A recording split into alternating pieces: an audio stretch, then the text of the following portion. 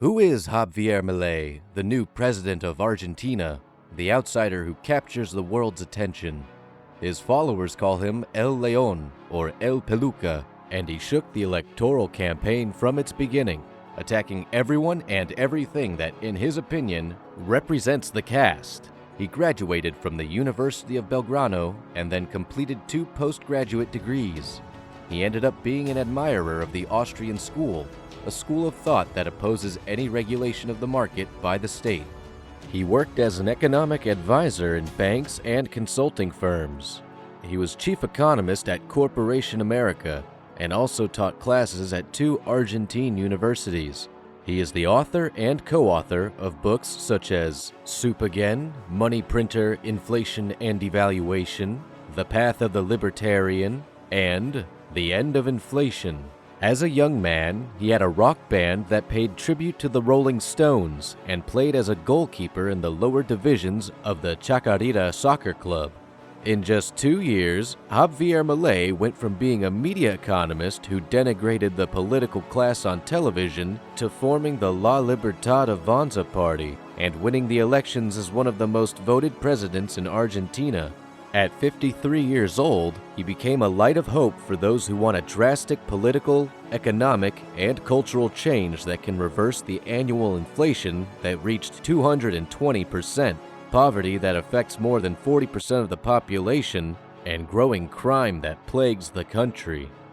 Javier Milei kicked the electoral board from the beginning and aimed his speech at attacking everything that, in his opinion, represents the caste, which includes parasitic politicians, prebendary businessmen, overstuffed journalists and unionists who defend their own privileges, and those he considers responsible for the Argentine decline of the last 80 years. Porque una Argentina distinta es imposible con los mismos de siempre.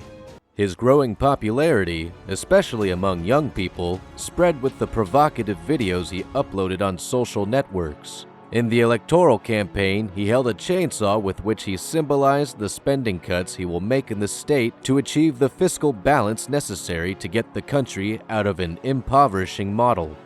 Surprisingly, his electoral campaign promised an economic adjustment until achieving fiscal balance that allows one to live off what one has and eliminate all the privileges that the political class has. With short and accurate phrases, he gave clear signals that were very well received, initially by young people, and then by those who saw that the rest of the electoral options symbolized more of the same.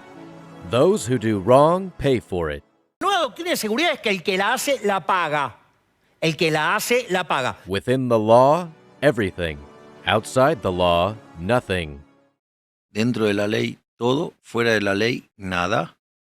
Those who don't work don't get paid. Those who block the street don't get subsidies. El que corta no cobra. A country tired of the same partisan options and of not finding political solutions to its problems identified with the speech and entrusted the economist with the presidency. Quiero decirle a todos los argentinos que hoy comienza el fin de la decadencia argentina. Hoy empezamos a dar vuelta a la página de nuestra historia. Among his main proposals to combat inflation is the suspension of monetary issuance, the freedom of currencies, and the closure of the central bank, which he considers responsible for the issuance without financial support to always assist the ruling party. His political party, La Libertad Avanza, is a young force that won 37 deputies and 7 senators, which will force them to negotiate with other political forces to move forward with their bills. It has no selected governors.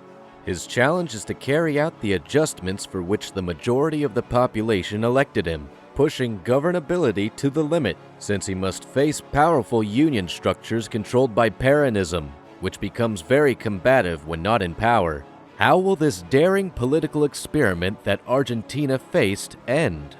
It is an open ending that divides the population between supporters of a future to be built with liberal ideas or going back to a past in which there is always the nostalgic shadow of the figure of Perón. Argentina does not have much time to debate processes of change, since uncontrollable inflation, the second largest in the world, has already displaced more than half the population into poverty. Nor does he have access to the option of an external credit due to his own non-compliance with debt payments, which the National Congress applauded in 2001, and a stagnant economy, incapable of attracting investments, and much less capable of generating employment. That is Milei, the storm pilot who proposes moving the country forward with a strong fiscal adjustment and the promise that after a process that warns, it will be very hard for everyone. The economy will adjust. Can he achieve it?